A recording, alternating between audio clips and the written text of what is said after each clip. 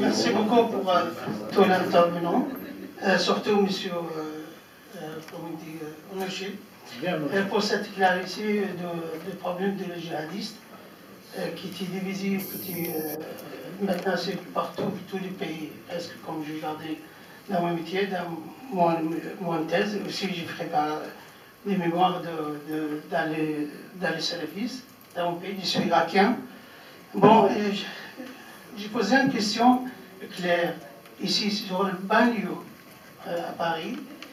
Il y a pas mal de menaces de la minorité chiite. Il y a pas mal de menaces, surtout ils sont écrits sur la porte chiite, dégage, je sais pas quoi. Ça t'arrive, oui, chez moi. Voilà, sur la porte, voilà, etc. Et dans les mosquées aussi, où nous pensons les chiites, c'est les musulmans. Il n'y a aucun différence entre les chiites et les sunnites, sauf le wahhabisme ou le salafisme, ça pose des problèmes. Mais quand on parle aux mosquées, il ne reste pas le site qui, comme fait partager la prière ou de partager le fait de l'Aïd ou des choses comme ça. Malheureusement, maintenant, c'est tous les mosquées, presque ce que je connais, tous les mosquées à banlieue, et ils sont posés problème pour ça. Alors, cher monsieur, je voudrais voir, est-ce qu'il y a un moyen de protéger cette minorité et arrêter les djihadistes, et arrêter les salafistes de faire des menaces. Ce n'est pas que contre les Français, contre les minorités. Alors, il y a... Le grand problème, c'est que l'islam doit aussi faire un effort de prosélytisme, un effort d'explication. N'oubliez pas que les portes de l'ijtihad, c'est-à-dire de l'exégèse coranique, sont fermées chez les sunnites depuis le XIe siècle. Or, je vois qu'un certain nombre d'oulémas s'échinent pour essayer de dire « mais le wahhabisme, c'est pas l'islam ». Mais les jeunes gens ne vont pas sur sunna.com.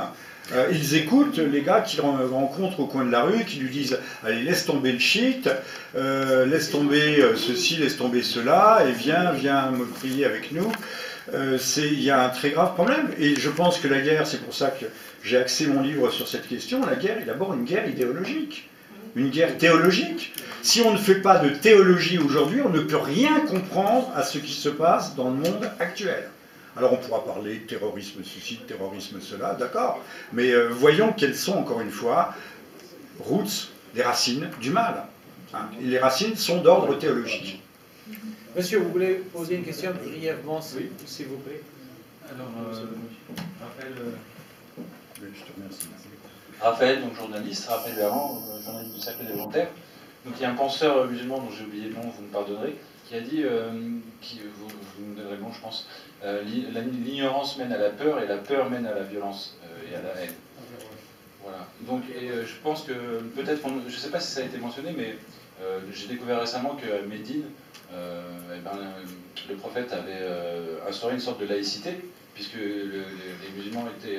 alors justement, peut-être vous pourriez rebondir là-dessus et en dire quelques mots. Alors, vous citez Averroès, mais qui est aujourd'hui bien oublié. Il faudrait faire remonter Averroès, qui avait dit, au fond, la raison, c'est la lumière de Dieu dans le cœur de l'homme.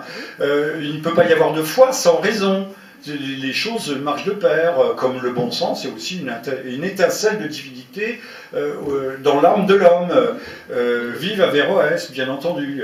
Combattons l'ignorance, mais là, on a beaucoup de travail à faire. Les écoles laïques, républicaines, qui nous enseignent le vivre ensemble, apparemment, ont parfaitement échoué à cela.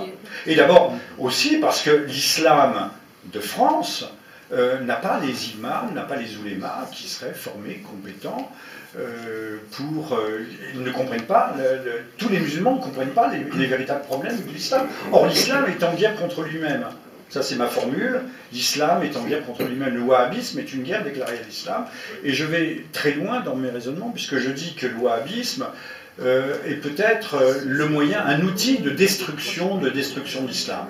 Mais ça, vous trouverez les raisonnements.